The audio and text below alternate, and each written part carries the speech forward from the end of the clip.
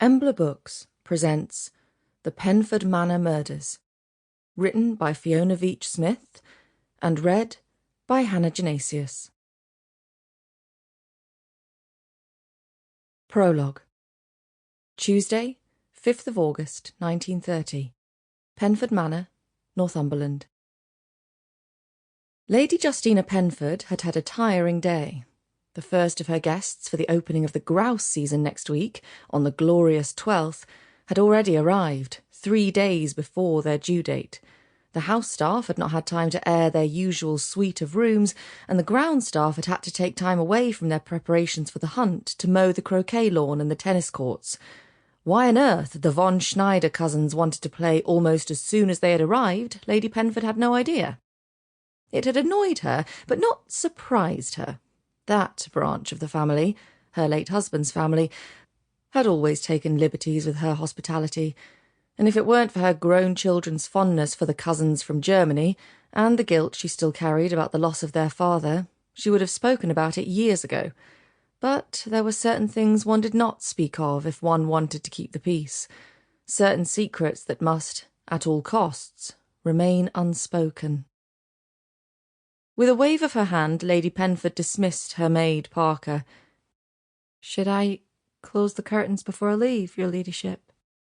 asked the maid, knowing her mistress often took a nap in the afternoon. "No, I'll do it myself." Parker curtsied and left her mistress alone. Lady Penford walked to the window and looked out over her vast ancestral estate. Beyond the magnificent house, the gravel drive, the manicured lawns and the ancient woodland which had been planted in the days of Henry Tudor, were moorland and farmland, stretching all the way to the North Sea coast. And it was there that the true Penford wealth lay, deep under the ground in coal seams that for the past 2 centuries had made the family one of the richest in the region, and the Penford name one to be proud of. Lady Penford picked up a gilt-framed photograph on her dressing table. It was of her 4 children in happier times, before the war. The children were playing at a family picnic. The 2 older boys, who would be taken from her a few years later, and the younger 2, her only daughter, and her very last boy. Sweet, sweet Teddy. The last chance to keep the Penford name alive. Poor Teddy. Why was life such a struggle for him? She stroked the photograph with her finger and placed it back on the table, then kicked off her satin-heeled shoes and stretched out on top of her bed. A short nap would rejuvenate her. She needed to be on her best form to entertain her guests this evening, and to ensure that Teddy would not embarrass her. She had just started to nod off when there was a light knock at the door. It was enough to wake her. She sighed. Could the household not survive without her for just 1 hour? "Who is it?" she called. There was no answer, but an envelope was slipped under the door. Lady Penford thought of leaving it until after her nap, but curiosity got the better of her. She swung her long legs in their satin house pyjamas off the bed and padded over to the door. The envelope was addressed to Lady Penford, Penford Manor. It had been typed. She took the envelope to her writing bureau and slid it open with a mother-of-pearl letter opener. There was a single folded page encasing a dried, pressed cornflower.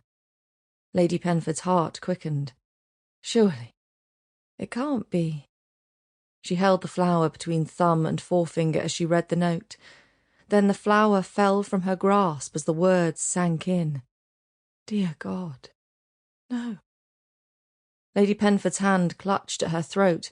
Someone knew her secret.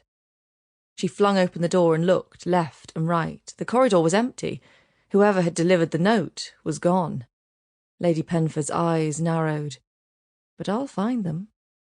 On my children's graves, I'll find them. Chapter 1. Friday, 8th of August, 1930, Newcastle upon Tyne. Miss Clara Vale was annoyed to see that someone was squatting in her usual parking spot. She glowered at the chauffeur in his ridiculous hat as he sat, eyes fixed forward, in his employer's spanking new silver Rolls-Royce Phantom 2. Clara, who had recently bought a more modest motor, Sample complete. Ready to continue?